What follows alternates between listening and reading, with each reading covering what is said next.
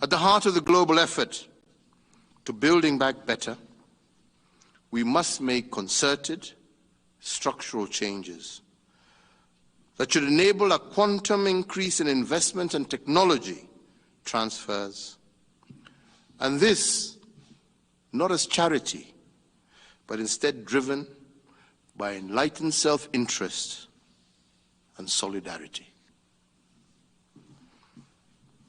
A fast-developing Africa will offer the entire world the benefit of its demographic dividend of youth and vast investment opportunities.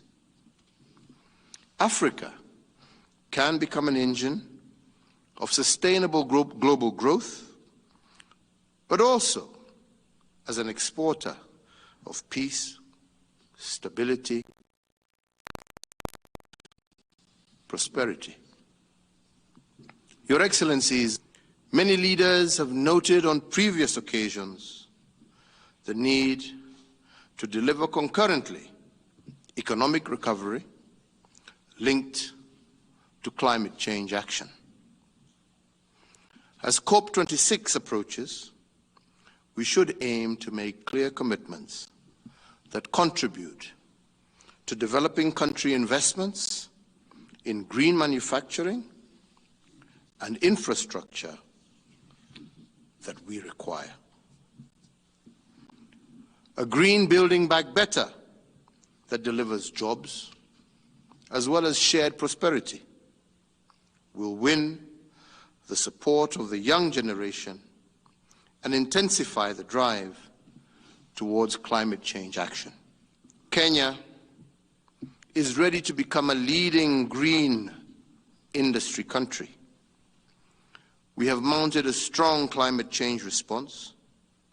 We have submitted an updated national determined contribution plan that aims to lower greenhouse emissions by 32% by the year 2030. Kenya also has a green economy strategy and implementation plan 2016-2030, which will enable us to achieve a higher economic growth as well as supporting a low-carbon development path. We too here in Kenya have also identified a range of ocean-based adaptation priorities to integrate ocean-based climate solutions with global responses to climate change.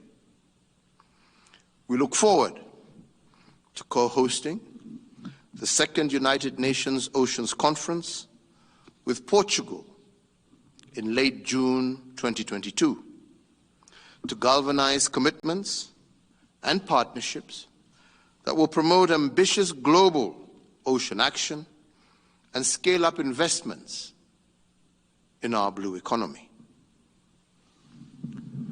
This will follow Kenya's successful co-hosting of the first global Sustainable Blue Economy Conference that we held in 2018 with Japan, Canada, amongst other global partners.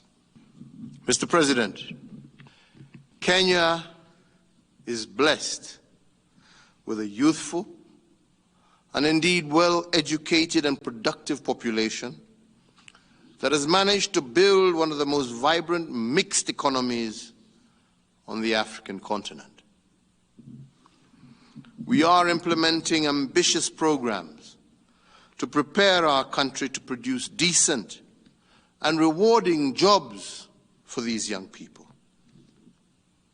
Our investments in road, air, and port infrastructure, as well as critical healthcare facilities throughout our country, are the most extensive and ambitious in our history as a nation. We have also delivered a national competency-based curriculum and on universal access to schooling, which will further boost the competitiveness of our workforce. Indeed, I am also simultaneously focusing on the immediate needs of our people.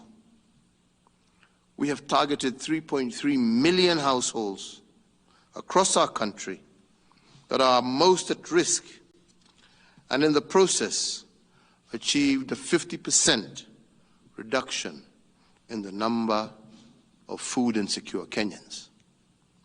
By next year, we will have achieved a 27% reduction in malnutrition among children under the age of 5, created 1,000 agro-processing SMEs, and 600,000 new jobs. We also have recorded a 48% increase in our agricultural contribution. Your Excellencies, ladies and gentlemen, as the President in office of the African, Caribbean, and Pacific States Organization, I convened and chaired an extraordinary intersessional virtual summit at the height of the COVID-19 pandemic in June last year. We also made the Nairobi Nguvu ya Pamoja Declaration, calling on the need to transcend the COVID-19 pandemic through global solidarity.